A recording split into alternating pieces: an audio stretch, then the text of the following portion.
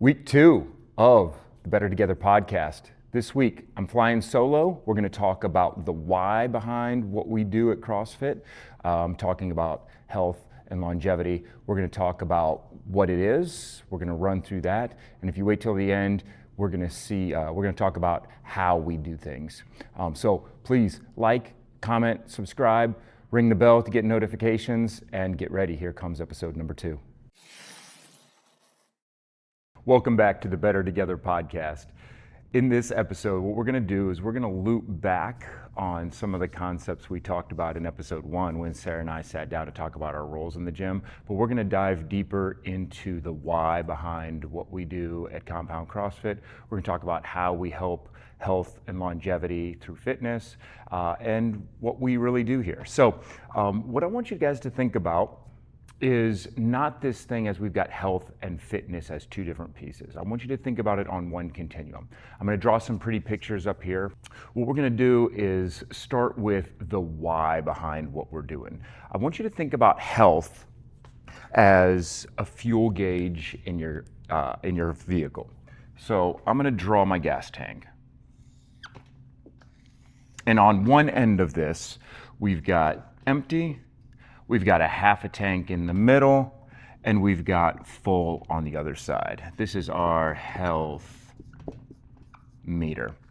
Now, on the empty side, we would be looking at sick, all right? When we talk about sick here, this is not cough, sneeze, cold, flu kind of sick. This is chronic disease. We're talking about the kind of sicknesses that people die from, unfortunately. So chronic, I'm going to abbreviate a lot here to make this a little bit faster and easier. Chronic disease here. And then at half a tank, we're looking at well. And at a full tank, we're looking at fit. Okay.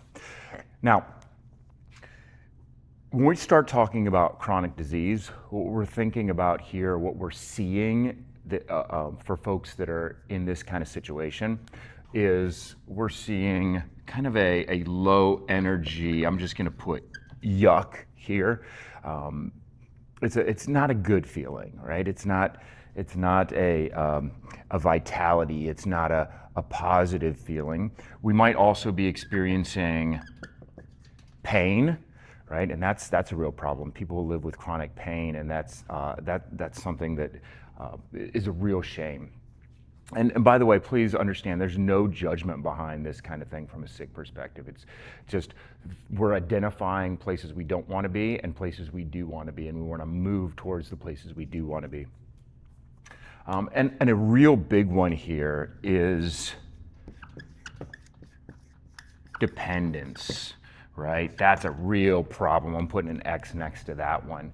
Dependence, I want you to think of dependence like no, right? I have to say no to things. I don't have the ability by myself to do whatever it is, okay? And remember that no, that's no to things in life.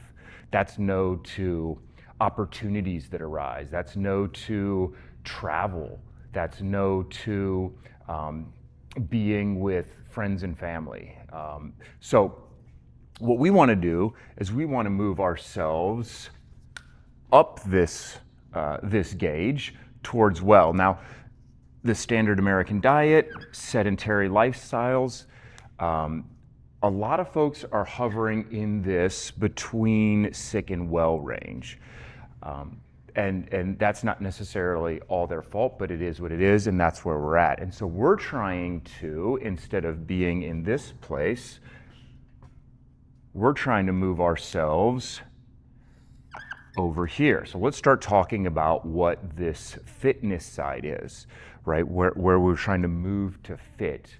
And not just move to fit, but recognizing that we're moving ourselves away from sickness. We're moving ourselves away from chronic disease. And just so I can list a few to make sure this makes sense, we're talking about heart disease, hypertension, type 2 diabetes, obesity, again, the killers, and we're talking, 60 to 70, sometimes estimated upwards towards 80% of deaths to this chronic disease stuff. So this is a real serious problem in the world, in the United States. So, this is a pretty serious problem we're trying to solve, putting air quotes around solve there. But so what is fitness? If we're moving away from sickness and then past well towards fit, then this is really a super well. We are in a state of super wellness is the goal here. And this is also going to be, rather than dependence, we're looking at independence. Yes, love that. Put a check next to that thing. I want to be independent. And not just today. I'm talking about in my 60s, my 70s, my 80s, my 90s, right? Your 99-year-old self. That's what we're looking for here. So this is the opposite of having to say no to things. We are now able to say yes. I'm able to say yes to opportunities that arise. I'm able to say yes when my friends call me up and say, hey, we're going to do this hike on the Appalachian Trail. Do you want to do this 5K with me? Or do you just want to go travel? We're going to go to Washington, D.C. and walk all the museums and go see all the sites, or go travel abroad to Europe and go see and experience cultures in a bunch of different countries there. If I'm dependent, if I'm hindered from a health perspective, I might be forced to say no to those things. And I want all the way till my 99-year-old self to be able to say yes. When we talk about this health piece, we're talking about in life. So another big important piece to this continuum of from sick to well to fit is the fact that life brings us back. Here are some things that are going to bring us in the opposite direction. Age. As we get older, it's going to be, we're not going to be recovering as well. So for instance, I'm in my mid-40s now, and I don't recover like I did when I was in my teens and 20s.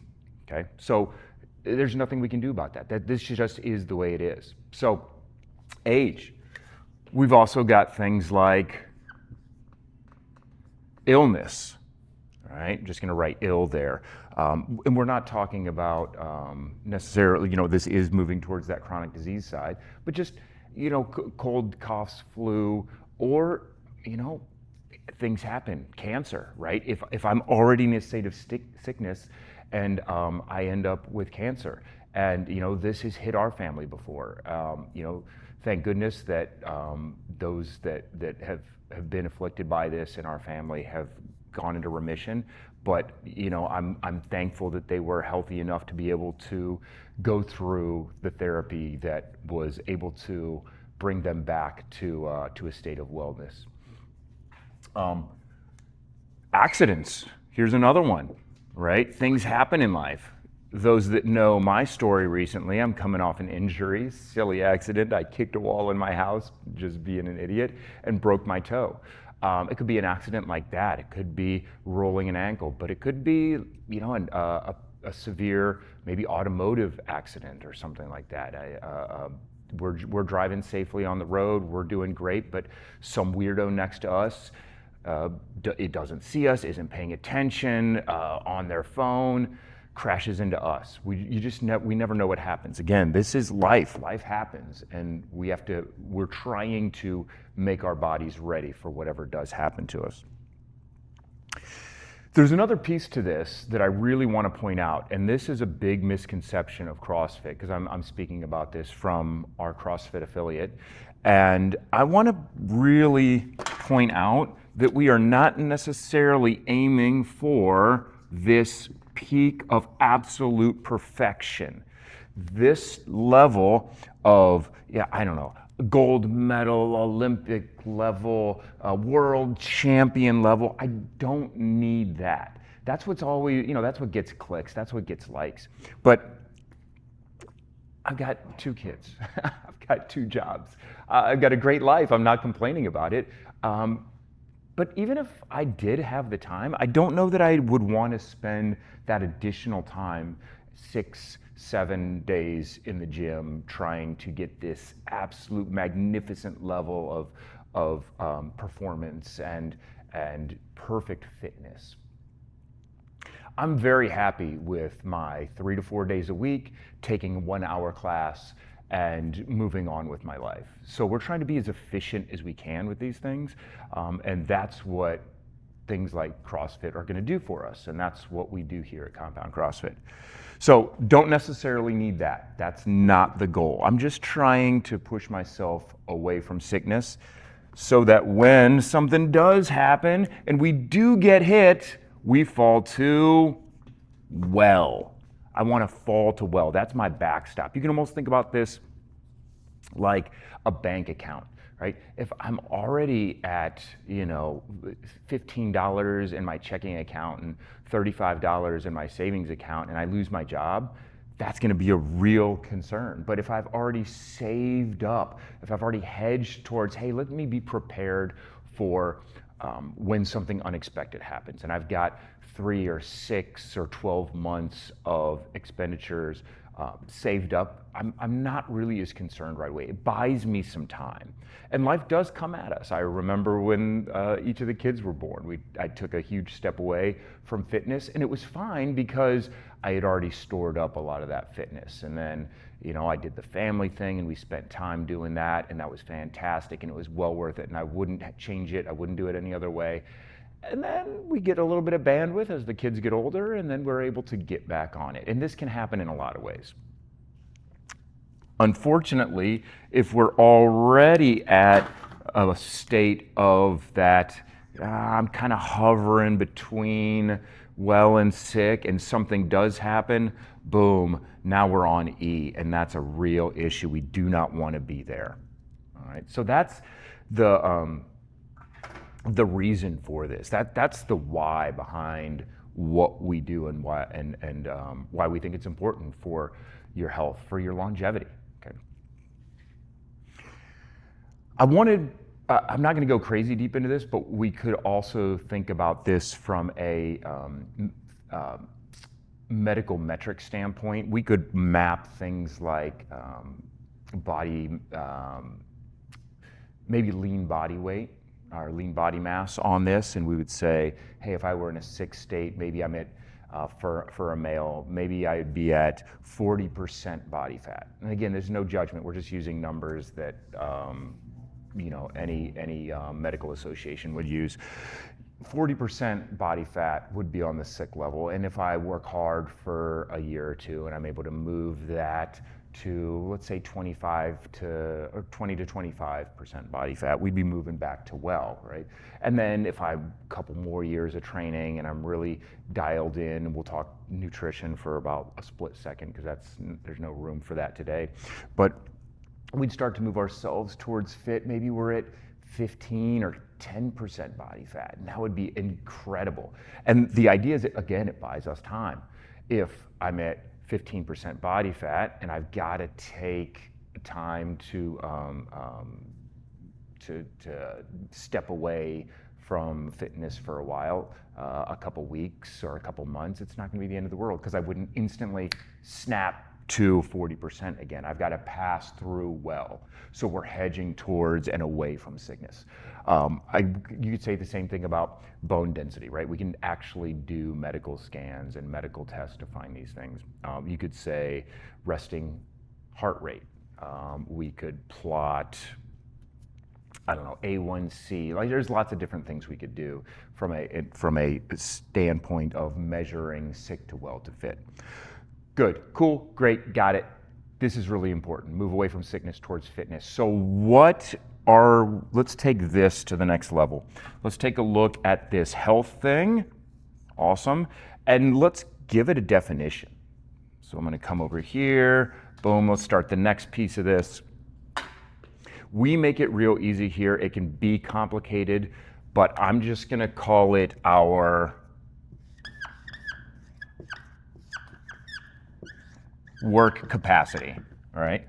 Our work capacity is our health. That is what proves my fitness. And the idea is that as we move away from sickness and we move towards fitness, we are able to increase our work capacity. That's what we want to do. I want to be able to do more. That's what keeps me from having to say no and allows me to be able to say yes. That's what keeps me from being dependent and helps me be independent. So when something silly happens and I break my toe and I'm not really able to use this foot or this leg very much, I've got another healthy leg and the rest of my healthy body to move me around the world, and it's not a nightmare. And Kelly's awesome scooter, because that was a game changer. Thank you very much. You rock. So increase your work capacity. Now, we can measure this really easily. If I've got a stopwatch, if I've got a scale, I can measure time, I can measure weight. If I've got a tape measure, I can measure distance. If I've got a good memory or a ticker, I can click, click, click, and I can count the amount of reps or sets or number of whatever we're counting, whatever we're keeping track of, I can keep track of those things. So if we're talking about a workout in the gym and I've got 7 minutes to get a certain amount of work done, and let's say I can get this much work done in 7 minutes, and then I train for 6 months and now I can get this much work done. I have more work that I can get done. Maybe I could get done 3 rounds and now I can get done 5 rounds. I have increased the capacity of work that I can perform. If I am not able to walk up a flight of stairs, then I'm not able to go on a hiking trip on the Appalachian Trail. If I am able to walk up 30 flights of stairs with no problem, then maybe I can go on a one-day, I can say yes to that one-day trip for the Appalachian Trail. Now, I might not be able to commit to a month straight, but again, we're just trying to do a little bit more. If I can't walk 400 meters without stopping and taking a break, then that trip to Washington, D.C. or Europe might be off the table. That might end up being a no. But if I can walk for 3 miles without having to stop and take a break, then yeah, cool, let's go and visit 6 countries in 7 days. Sounds fantastic. So increasing our work capacity is the goal here. And we're doing this because we're training for life, okay? And we're trying to increase our work capacity in all different areas. We're gonna talk about kind of how we get ready for all sorts of different things, because we never know what life's gonna throw at us. Again, we know life's gonna make us get older, right? We know we're going up in age, but illness, we never know what's coming at us. Accidents, we never know what's coming at us. So we're trying to be as ready for as much as possible. Now, I'm a data guy, okay? If you guys want to dive into the math,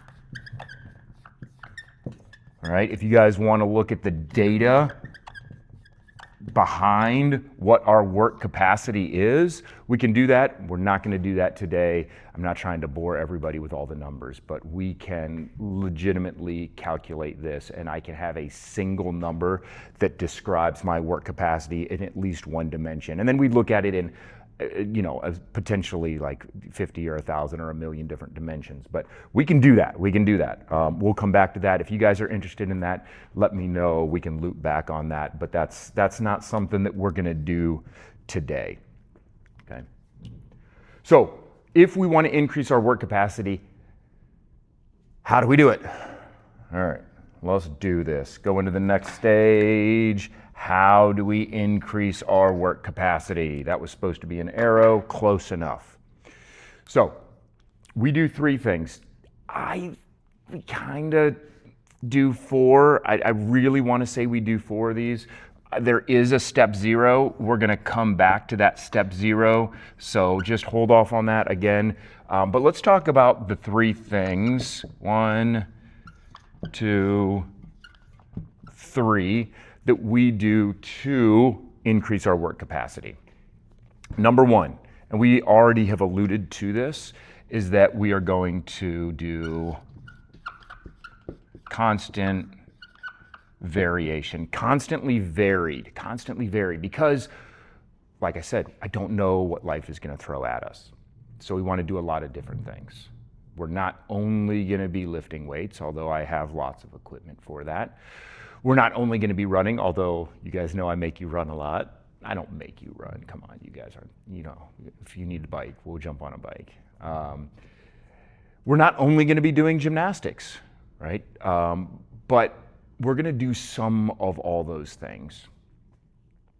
Now, this constant variation is really good, not just for preparing our bodies to be fit, but it's also really good for our brains in two ways. Number one, it's interesting, it's fun. It is allowing us to not continue doing the same mundane, monotonous, repetitive type of movement and exercise that tends not to take people quite as far, right? If we're doing different things all the time, then we get to experiment, we get to play, we get to be bad at things. We're so often, I think, I know I can be, we're so often bad at being bad. We want to do the things that we've always done. We want to keep doing the things that we're good at. And that can be great, but if that causes our work capacity to decrease in a certain area, then we might not be prepared for life. So constant variation. Constantly varied is also really good for the actual neurology in our brain. So when I'm forced to do different movements that I'm not used to, I'm now working on things like balance and coordination, maybe even flexibility through full range of motion of different movements. Hey, I'm not used to doing squats on a single leg. And so I don't have the mobility to do that. I don't have the ankle mobility or the hamstring mobility. So how am I going to be able to do that? Well, we're going to try. We're going to do lots of different variations of things to take this big task of, I'm going to do a squat on one leg, which sounds impossible. I remember there was a time in my life where somebody said, we're going to either, that this is even a thing, right? When it first came into my world years ago, I remember a friend of mine, Glenn Dorton, said, yeah, there's this exercise called a pistol, and you do a squat on one leg. And I kind of tried it a little bit, and I was like, whoa, I don't think this is possible. And he pulled up a video. This was way, this is probably 20 years ago. Pulled up a video of somebody do it, and I'm like, oh my God, that's incredible. I was just a runner at that point.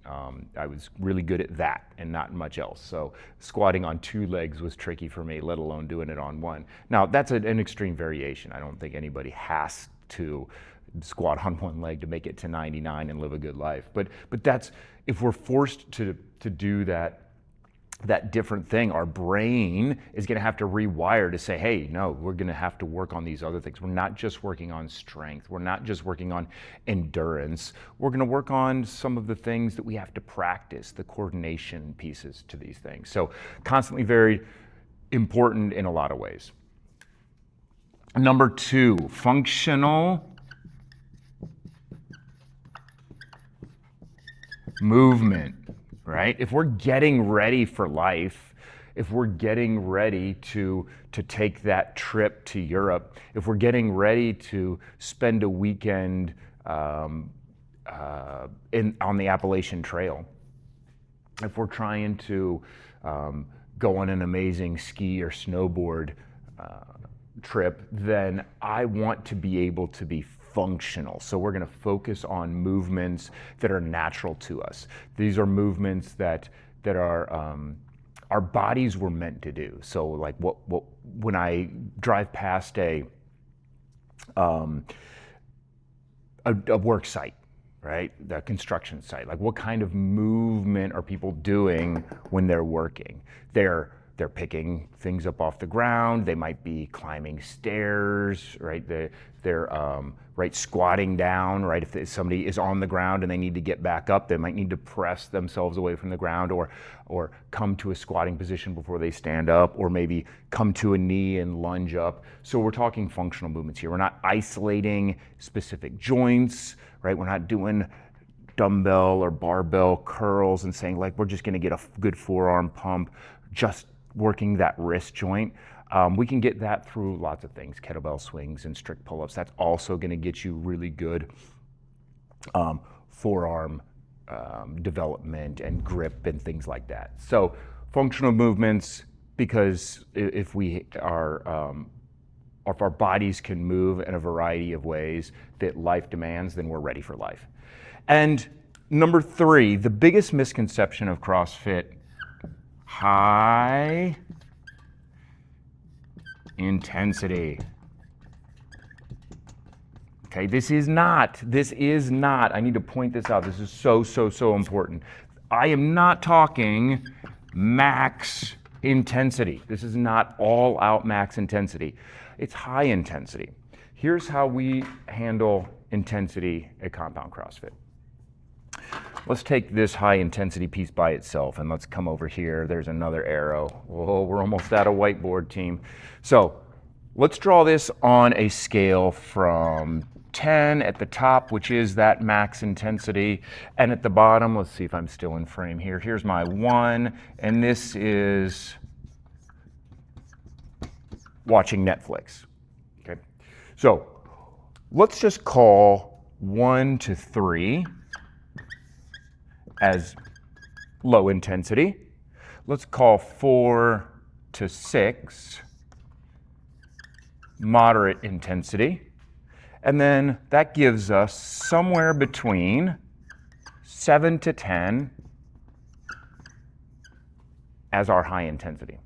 And most of the time, we're spending time in this range right here. That's 7 or 8 out of 10. And you know what's really funny? I've got a student in my class, and he's a power lifter, like insane, like a 600-pound bench press, dude, just jacked. It's super impressive. And we were talking fitness, and he asked what I was doing for the workout, and I asked what they were doing, and just super interesting. He runs a powerlifting team, or coaches a powerlifting team. And he was like, CrossFit, I can't do that. It's too intense. And I was like, dude, you bench 600 pounds. Like, we're talking intensity here. Like, that's pretty intense. And so we just kind of started chatting about this, and I kind of explained our intensity levels, and he paused, and he was like, it's really interesting. And for those of you that are fitness folks, you'll get this RPE, rate of perceived exertion, right? And so he's like, that's really funny, because most of our work is done at an RPE of 7 or 8, which is like 70 to 80%. And I was like, look at that, right? We actually operate very different functional movements, right? They're doing a very condensed set of functional movements. We're just doing a broader set. We just have more variation to them. But our intensity level is really about the same. Now, that said, high intensity, not necessarily max intensity, is this full range. So we don't necessarily have to go a 10 out of 10, but let's just talk about, there's 1 minute left in a workout, you're still feeling good, we're not eyes rolling back in our head, getting ready to puke, our stomachs are getting sick, we're like wobbly on our legs. No, like, we're still feeling good. 1 minute left, you're on the bike, and you want to crank it up a little bit, and you get a 9 out of 10, great, good, fine. It's going to be fine. And 10 out of 10 is okay too if we're already handling things like nutrition, sleep, overall general stress in our lives, okay? So if it's deadlift day and somebody comes in and they're ready, it's that 1 rep max, they want to go for it, they've got a number in their head, Cool. Talk to me about how your nutrition's been. Oh, well, I've been traveling a lot for work, and so not so great. Well, how's sleep been? I've been getting somewhere in the range of, 3 or 4, sometimes 5 hours of sleep a night. You said you're traveling a lot for work. Is it stressful? Yeah, we got big projects. I'm probably working 50, 60, sometimes 70 hours a week. Okay, cool. We're not going 10 out of 10. You already have too much stress in your life. And we need to save that. Today, we're going to do some technique work. We're going to do some heavy movement. I want you to stay around 70 or 80% of your 1 rep max.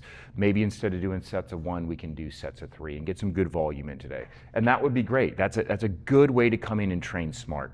And I've learned this over the years of not necessarily doing this. So some of you folks that have been in this game for a while, I think you're going to go like, oh yeah, I remember doing it the other way where every day was max out. So, but let's say that athlete comes in, hey coach, I'm ready to go. Today's the day. I want to go for that big 1 RM. We're going to go for a max deadlift. I've got a number in mind. Here was my old 1 rep max, and I think I can put 5 or 10 pounds on that. Cool. Well, we'll see how it goes. Talk to me about your nutrition. I have it dialed in. I've been tracking it. Do you want to see it? I'm super proud. Here's my macro breakdown, or here's all the fruits and veggies that I've tried in the last 2 months. Now, what about your sleep? You know what? I have set a timer not to wake up, but to go to bed at 8 o'clock every night. I've been getting 7 to 9 hours every night for the past 3 weeks. How do you feel? I feel fantastic. I'm ready to go. Cool. Works good? Works great. I just got a promotion. That gal gets to go 10 out of 10. I'm going to say, let's warm up well. Let's get some good movement patterns. Let's load that bar up, and I'm going to crank the music, and I'm going to let you go for that 10 out of 10 max effort. That's fine. That's not just fine. I think it's smart. I think you've done all the things. You've earned the right to get to max intensity. We don't default to max intensity. You earn your way to max intensity. It is not obligated. That is not how our affiliate runs. My coaches know that. Our coaching staff gets this as the first step of their onboarding process. So they understand all this, and they know that an athlete is allowed to, but never obligated to go to a 10 out of 10. So the only thing that's left here, and we've already alluded to it, is what is this thing? What is this 0 if we've got constantly varied functional movements executed at high intensity? What is that 0? It is nutrition. Right? We could also say lifestyle in general because we could group the stress and the sleep in there, but that's a big piece, right? And that is the base of what we consider a well-developed athlete is the way that we fuel ourselves for what we do in the gym. Again, I'm not touching that. There is no time today, but this is a look at what CrossFit is at Compound CrossFit. Again, every affiliate's different. But this is what our culture has built, is constantly varied functional movement at high intensity. And now we understand what high intensity means. We know that will build our work capacity, that will increase our work capacity. Again, we can come back to the math, not today. And the reason we want to increase our work capacity is because that moves us away from sickness, away from chronic disease, and past even to fitness. And that allows us to be independent for a lifetime. That allows us to say yes to things in our 90s, as opposed to being dependent and having to say no to things in our 90s, say no to things in our 80s or 70s or 60s. We're trying to live a good life here together. So thank you for walking through that with me. I know this chicken scratch might seem like a lot. Hopefully that description brought it into context, the why, the what, and the how. Real quick, I want to mention, if you're thinking to yourself, this all sounds good, but I don't know how to increase my work capacity other than these bullet points. So how do I constantly vary things? You don't have to worry about that. We take care of that, right? That's where my programming and our coaching staff to be able to implement lots of different things and show you and teach you and break down these complicated brand new movements that you've never been exposed to into these bite-sized step 1, step 2, step 3, step 4, and walk you through it. I don't know what functional movement, why is a leg extension not a functional movement, and why would I do a squat instead? Why is a hamstring curl not a functional movement, but a deadlift is? And is it safe for me to do deadlifts? And how much should I squat? And what is the mechanics? I don't even know how wide my feet should be. Where do my toes point? You don't have to worry about that, right? Our coaching staff takes care of all that. And now that you understand where the intensity's at, we know that we shouldn't be puking in the bushes. This isn't boot camp, right? This is supposed to be fun. This is supposed to be like the cool part of our day where we get to come in and play. Now we're sweating, we're breathing hard, right? We're at that 7 or 8 out of 10. We're not, this isn't necessarily a walk in the park. But with that high intensity, our coaches can know, like, hey, I think you got a little bit more. You aren't even breathing through your mouth, you're breathing through your nose still. I think we can turn it up a slight notch. Or, hey, or can you hear me? Right? You're on the bike and you're going crazy and you're like getting wobbly and your eyes are rolling back in your head. No. Well, hey, slow down. Breathe, right? You know, so often we can just forget to do the simple things. So that's where we're at. Thank you, team. Hopefully you learned something from this so you can improve your understanding of health and longevity and the importance of it. And we will see you on episode 3 soon. I hope you enjoyed hanging out with me on episode 2 of the Better Together podcast. Please like, subscribe, comment, ring the bell for notifications. If you're interested in what we talked about today as far as what we do here at Compound CrossFit, check us out at compoundcrossfit.com. We've also got intro classes if you're new to this thing. I know it can be super intimidating. That was a whole lot all over the whiteboard, but I promise we make it easy. We take care of everything. Our coaching staff's awesome. I can't wait till you meet them. If you're already an athlete that's in the CrossFit world, in the space, and you want to come in for a single class, that's an option. If you want to check out memberships, we're open to that too. We'd love to host you. We'd love to have you. So come on in, get ready. Episode number 3 is on the way.